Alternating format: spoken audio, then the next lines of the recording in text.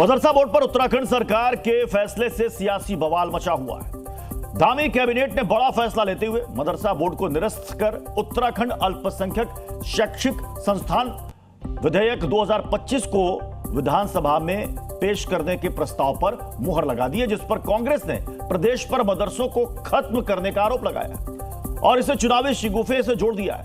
वहीं दूसरी ओर मुस्लिम संगठनों ने इस फैसले के खिलाफ बड़े आंदोलन की चेतावनी दे दी है। अब ऐसे में सवाल है कि क्या सरकार मदरसा बोर्ड को खत्म करने की तैयारी कर रही है, मदरसों को खत्म करने की तैयारी कर रही है। एक प्राधिकरण में दूसरे अल्पसंख्यकों के शामिल होने से आखिर किन्हें परेशानी है, इसी पर करेंगे बड़ी बहस। लेकिन शुरुआत इस रिपोर्ट से।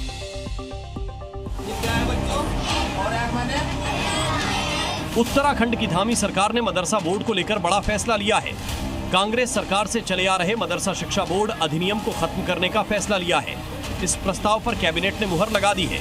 कई मदरसों में ऐसा है कि जिसमें प्रॉपर शिक्षा उनको नहीं मिलती और एक विशेष तरह की उनको शिक्षा दी जाती है जो इस देश की कम से कम किसी तरह कोई काम तो आ नहीं सकता। इस प्रस्ताव के तहत अब उत्तराखंड में 1 जुलाई 2026 को उत्तराखंड मदरसा बोर्ड अधिनियम 2026 समाप्त हो जाएगा। नए प्रस्ताव के तहत मुस्लिम समेत सिख, ईसाई, जैन, पारसी समेत अन्य धर्मों को भी इससे जोड़कर लाभ दिया जाएगा। उत्तराखंड मदरसा शिक्षा बोर्ड के तहत फिलहाल प्रदेश में 452 मदरसे रजिस्टर्ड हैं, जिस पर अब बवाल मचा हुआ है। कांग्रेस पार्टी ने इसको चुनावी शिगुफा बता रही है, तो वहीं मुस्लिम संगठनों ने फैसले पर नाराजगी जताई है। इस संविधान के दायरे में मुसलमान अपना कल्चर, अपना ट्रेडिशन, अपनी तालीम दे सकते थे। कहीं ना कहीं सरकार अपने हिंदुत्व के एजेंडे में इतने आगे बढ़ चली है कि वो संविधान को भी ताक पर रखकर ऐसे कानून बना रही है कि कहीं ना कहीं जिससे मुसलमानों को क्षति हो, उन्हें नुकसान हो। वहीं उत्तराखंड मदरसा बोर्ड के अध्यक्ष मुफ्ती शामून कासमी ने फैसले का स्वागत किया है। ये अल्पसंख्यक शैक्षणिक प्राधिकरण का फैसला बहुत स्वागत योग्य है और इससे आने वाले समय में सारे समुदायों को बहुत फायदा होगा। ऐसे में सवाल है कि क्या मदरसे बोर्ड में दूसरे अल्पसंख्यक धर्मों के लोगों को जगह मिलने से किसे परेशानी हो रही है? क्या सरकार अल्पसंख्यकों के हकों पर डाका डालने का काम कर रही है? इसी पर आज हम चर्चा करेंगे। अपने मेहमानों से आपको मिलवा देते हैं। हमारे साथ इस वक्त जुड़ चुके हैं आचार्य विक्रमादित्य धर्मगुरु हैं, मुफ्ती शामून कासमी जी हैं, अध्यक्ष मदरसा बोर्ड उत्तराखंड के। नाजिम खान इस्लामिक स्कॉलर हमारे साथ जुड़ चुके हैं। फाजिल अहमद भी हमारे साथ जुड़ चुके हैं, इस्लामिक स्कॉलर है। सबसे पहले मैं शामून कासमी जी आपका रुख कर रहा हूं, क्या इस नए विधेयक से मदरसे खत्म हो जाएंगे? नहीं, न मदरसे खत्म होंगे और न ही उनकी धार्मिक शिक्षा पर कोई प्रभाव पड़ेगा। वो इसी तरह से चलते रहेंगे, बल्कि इसमें गुणवत्ता आएगी। और इसमें हुआ क्या है कि इसमें सारे जो अल्पसंख्यक समाज से जुड़े हुए हैं, बौद्ध, जैन, सिख, ईसाई, उन सबके लिए एक प्राधिकरण बना दिया है। यानी मुस्लिम ये 6 जो समुदाय हैं जो अल्पसंख्यक मानते हैं, उन सबको एक जगह ले आए हैं, तो उनकी एजुकेशन में भी गुणवत्ता आएगी। और मैं समझता हूं कि जो मदरसों में पढ़ने वाले बच्चे हैं उन्हें अच्छी एजुकेशन मिलेगी और वो यहाँ राज्य के विद्यालय परिषद से वो डायरेक्ट जुड़ जाएंगे। और हमारे यहाँ सबसे बड़ी एक बात ये थी ना कि हमें हमारे समकक्षा का एक सवाल उठता था बार बार। अब वो सीधे जो है वहां से एग्जाम देंगे तो वो भी इंजीनियर और डॉक्टर बनेंगे, आईएएस और आईपीएस बनेंगे। इसमें कोई भी, मैं समझता हूं कि इसमें कांग्रेस मतलब आप कह रहे हैं कि मदरसे बंद नहीं होंगे। अगर मदरसे बंद नहीं हो रहे हैं इस नए अधिनियम के आने से, तो फिर फाजिल अहमद साहब क्यों कहा जा रहा है कि ये उत्तराखंड से शुरुआत हो रही है, अब पूरे देश भर के मदरसों को खत्म किया जाएगा? जी मॉडर्न बनेंगे मदरसे, मॉडर्न। फाजिल अहमद जी फिर क्यों कहा जा रहा है कि मदरसों को बंद करने की साजिश चल रही है?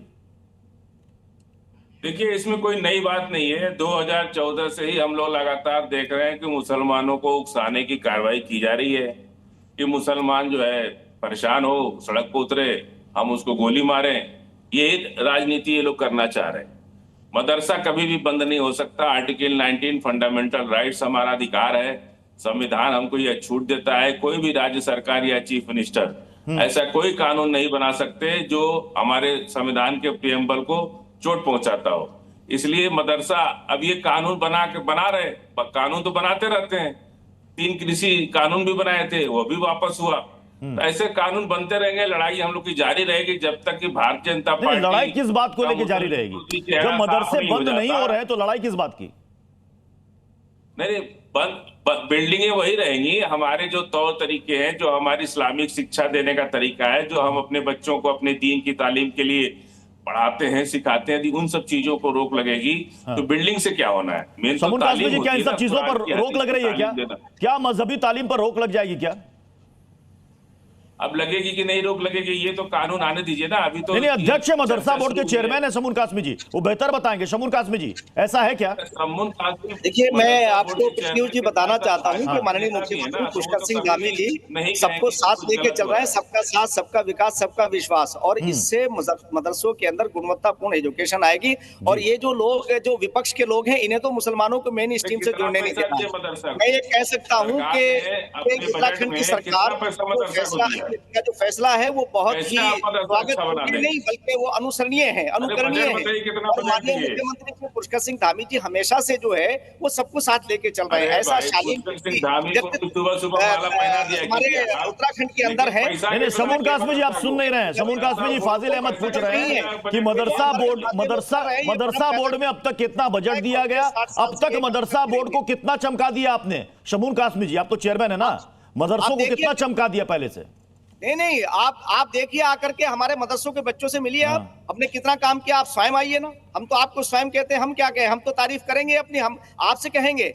आज तक हमने जो काम वहां किए हैं माननीय मुख्यमंत्री पुष्कर सिंह धामी जी के नेतृत्व के अंदर, वो बच्चे अच्छा प्रदर्शन कर रहे हैं। यही वजह है कि उन्हें और आगे बढ़ाने के लिए, गुणवत्तापूर्ण एजुकेशन देने के लिए। मैं आचार्य विक्रमादित्य आपके पास आ रहा हूं। आचार्य विक्रमादित्य जी, अब एक नए प्राधिकरण की बात हो रही है और इस प्राधिकरण के अंदर सारे अल्पसंख्यक शिक्षण संस्थान आएंगे, तो क्या इससे किसी को एतराज हो सकता है क्या? अगर मान लीजिए मदरसा है और अगर उसके साथ सिख, पारसी, जैन समुदाय के शिक्षण संस्थान भी एक प्राधिकरण के अंदर आ जाए, तो इस पर किसी को क्यों आपत्ति होनी चाहिए? देखिए प्रत्युष जी, सबसे पहले तो यह आपने बोला किसी को दिक्कत है, दिक्कत वाले तो सामने बैठे हैं, जो सामने आपके सामने ऑब्जेक्शन कर रहे हैं, क्योंकि इनको स्पेशल स्टेटस चाहिए। इनको पिछले 70 सालों से आदत पड़ चुकी है, 60 सालों के आजादी के कांग्रेस के शासन के अंदर इनको जो स्पेशल स्टेटस देकर, यानी स्पेशल बना दिया गया कि अलग से रहेगा। अरे भैया, राइट टू इक्वालिटी है, 19 की बात कर रहे थे, आर्टिकल 19 की, उससे पहले पढ़ो, राइट टू इक्वालिटी है, बराबरी है, कोई ऊंचा नहीं, कोई छोटा नहीं, कोई बड़ा नहीं, समानता लाने का इस कार्य में। अरे भाई, तो समानता लाने की बात कर रहे हैं ना पहले आप। 19 से पहले पढ़ो, समानता, इक्वालिटी, बराबर। टीका लगाने का संविधान यही दे रहा है। तो भैया, तो बराबर आपको संस्कृत पढ़ने का संविधान तो लगाने को मना करोगे क्या? मना करोगे क्या? आपकी औकात नहीं है कि आप टीका लगवाने का हटा सको। आपके औरंगजेब मर गए, आपके औरंगजेब दफन हो गए और वो ना हटा पाए टीका। आपके औरंगजेब जैसे जाहिल लोग थे, वो मर गए, गल गए, वो ना लगा हटा पाए। संविधान है इसलिए लगाने का अधिकार कोई नहीं होता, तो नहीं लगा। आप अपने अधिकार की बात करो। संविधान है इसलिए 800 साल आपको आगे बढ़ाना है, इसीलिए आपको बोलने का अधिकार हो रहा है, इसीलिए यहाँ बैठकर आप लड़ रहे हो, बात कर रहे हो। अगर संविधान कैसे है, आपको यही तकलीफ है कि संविधान कैसे है, संविधान के अंदर आपको जैसे लोगों को स्टेटस की जो आदत पड़ गई है, वही समस्या है। अरे भाई, क्यों मंदिर बना रहे? ये संविधान का अधिकार है ना, तुम्हारी औकात है, तुम्हारे बाप की औकात, तुम्हारे खानदान की औकात। टीका लगाने हटवाने वाले मर गए, नहीं, शब्दों की मर्यादा रखिए, शब्दों की मर्यादा। मैं नाजिम खान आपके पास आ रहा हूं। क्या इस नए विधेयक से मुसलमानों से उनके पढ़ाई लिखाई का हक छीना जा रहा है क्या? और अगर नहीं छीना जा रहा है तो इसको लेकर विवाद क्यों? नाजिम खान, ये फिर से देखिए, अभी जिस तरीके से अभी आपने कासमी साहब को सुना, उन्होंने कहा कि देखिए हम मदरसों के, आप आइए, मदरसों को हमने बहुत आगे तक लेके चलेंगे। तो फिर आखिर जब ये मदरसों को आगे लेके चलेंगे तो क्या जरूरत पड़ गई धामी सरकार को इस तरीके का एक नया प्रस्ताव लाने के लिए? इसका मतलब यह है कहीं ना कहीं धामी सरकार और ये मुफ्ती साहब जो मदरसों को आड़ में मदरसों को बंद करना चाहते हैं। वहां जो दीनी तालीम की एजुकेशन है, ये नहीं चाहते कि वहां बच्चे को दीनी तालीम के हासिल हो। और ये कह रहे थे कि देखिए बच्चों को IAS बने के, तो मैं इनको बता दूं कि अभी पिछली योजना के अंदर मदरसे से ही बच्चों ने एग्जाम दिया था नीट का। कितने बच्चों ने नीट एग्जाम क्लियर करा, ये शायद मुफ्ती साहब को पता नहीं होगा। और रही बात ये कि ये जिस तरीके का माहौल देश के अंदर बनाने की कोशिश कर रहे हैं, मुसलमानों के खिलाफ एक नैरेटिव सेट करे, भाई बंद कर दीजिए। आप हम लोगों का संवैधानिक अधिकार नहीं छीन सकते, क्योंकि देश के अंदर हम लोगों के लिए देखिए आर्टिकल 19 भी है और उसके साथ साथ आर्टिकल 25 भी है। भाई 25 के अकॉर्डिंग ही तो हम लोग चल रहे हैं। लेकिन जिस तरीके की समानता की बात आ रही है, भाई आप समानता कहाँ दे रहे हैं? हमारे अपने अधिकारों को आप छीनने के और बंद करने की कोशिश कर रहे हैं। ये वही मदरसे हैं जहां से आपके पूर्व राष्ट्रपति नाजिम खान, अभी शुरुआत में ही उत्तराखंड मदरसा बोर्ड के चेयरमैन ने कहा कि मदरसे बंद नहीं हो रहे हैं। तो उन्होंने शुरू में कह दिया कि मदरसे बंद नहीं हो रहे हैं, आप कह रहे हैं खत्म करने की साजिश की जा रही है। हाँ, देखिए ये कह रहे हैं बंद नहीं हो रहे, तो ये प्रक्रिया क्या है? इनको मदरसों की भी मदरसे भी ये तोड़वा रहे हैं, वहां जो मजार है वो भी तोड़वा रहे हैं। और इस शमून कासमी जी, अब यहां पर दो लोग इस पर आपत्ति दर्ज करा रहे हैं, कांग्रेस के नेता और पूर्व मुख्यमंत्री हरीश रावत। उनका कहना है कि बीजेपी की एक कूप मंडूक सोच है। कूप मंडूक मतलब सीमित ज्ञान वाला, और इनको उर्दू शब्दों से बहुत एलर्जी है, इसलिए इस तरह के फैसले ले रही है सरकार। सारी समस्याओं की जड़ तो कांग्रेस और हरीश रावत जी की पार्टी ही है, क्योंकि मुसलमानों को उन्होंने वोट बैंक बनाया और इस तरह के तथाकथित लोग आज जो अलीफ के नाम बे नहीं जानते, वो इस्लामिक स्कॉलर बन के बैठ जानते हैं। ये बैठ जाते हैं, इन्हें ये पता नहीं है कि किस तरह से ये मुसलमानों को वर्गला रहे हैं। मैं आज ये कहना चाहता हूँ कि आदरणीय प्रधानमंत्री नरेंद्र मोदी के कार्यकाल के अंदर और हमारे माननीय मुख्यमंत्री पुष्कर धामी के साथ सबका साथ सबका विकास विश्वास आगे चल रहा है और मुसलमान भी आगे आ रहे हैं। आप देख रहे हैं 50 से ज्यादा बच्चे कैसे क्लियर कर रहे हैं, 50 से ज्यादा बच्चे कैसे क्लियर कर रहे हैं। आप बताइए, क्या ये कांग्रेस के दौर में मुमकिन था? आप जो सरकार उनके कल्याण पे काम कर रही है, तथाकथित इन्हें एहसास होना चाहिए कि आज मदरसों में वो बच्चे बन के निकलेंगे जो इस जिस तरीके से उत्तराखंड के अंदर मदरसों में बैठ गए हैं, मुसलमान इनका संज्ञान ले रहे हैं। ये मुसलमानों को मेन स्ट्रीम में जोड़ना सबको न्याय दे रहे, न्याय के साथ लेके चल रही है। अगर अल्पसंख्यक समाज का अन्य जो हमारे आए हैं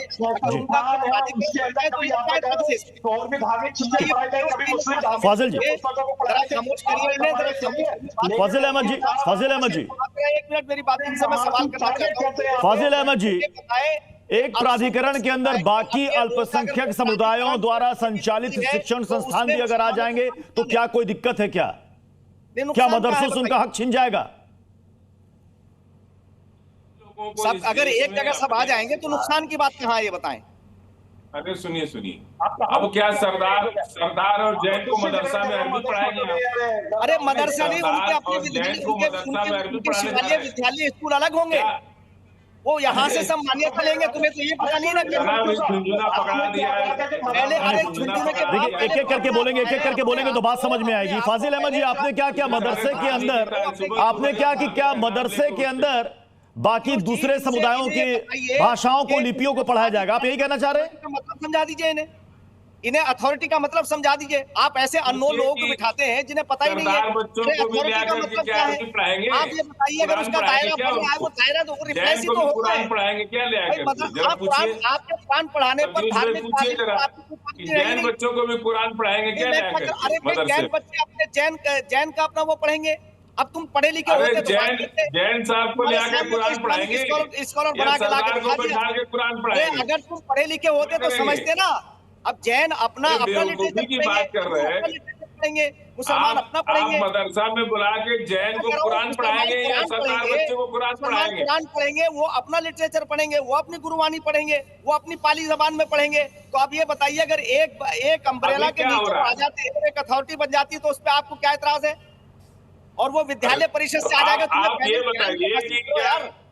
पहले मालूमात बच्चों को कुरान पढ़ाएंगे। अच्छा, मैं पूछना चाहता हूँ, बच्चों को कुरान पढ़ाएंगे के बाद हमारी जो समकक्षता, हमारी नीति, हमारे बच्चे आज गुणवत्तापूर्ण एजुकेशन हासिल करेंगे, इंजीनियर, डॉक्टर बनेंगे। आपके बच्चे तो नारा लगा रहे हैं, आप नहीं चाहते हो मुसलमानों पढ़े लिखे तो आप ही के बजरंग दल भी तो आप ही के बच्चे हैं। मैं क्या कह रहा हूँ, आप ही के बच्चे नारा लगा रहे हैं कि तुम्हारे जैसे मुसलमान यही पढ़ाना चाहते हैं ना। ये लोग अरे यही इस पढ़ाई वक्त- करना अच्छा चाहते हैं। विक्रमादित्य जी, अभी फाजिल अहमद साहब ने कहा कि क्या जैन मदरसे के अंदर जैन बच्चों को पढ़ाएंगे क्या? अब सवाल यहाँ पर यह है कि ऐसा कहीं नहीं है। अब बल्कि जो नया अधिनियम है उसमें कहा गया है कि अब जो अल्पसंख्यक शिक्षण संस्थान है मान्यता प्राप्त, वहां पर पाली और गुरुमुखी की भी पढ़ाई होगी।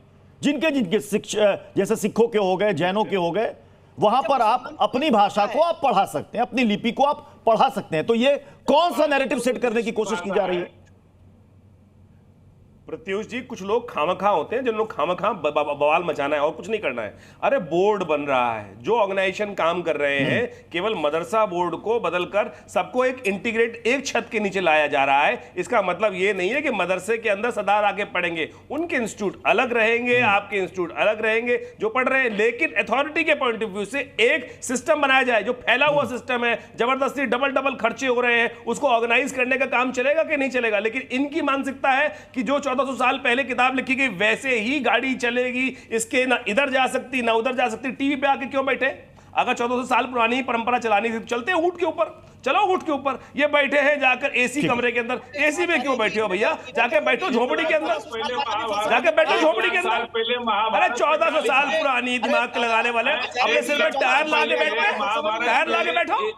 अरे टायर पंचर लगा के दिमाग भी पंचर हो गया। चलिए सर, अब समय इजाजत दे रहा है, इस बहस को यहीं पर समाप्त करना पड़ेगा। बहुत बहुत शुक्रिया आप सभी का हमारे साथ इस बहस में शामिल होने की।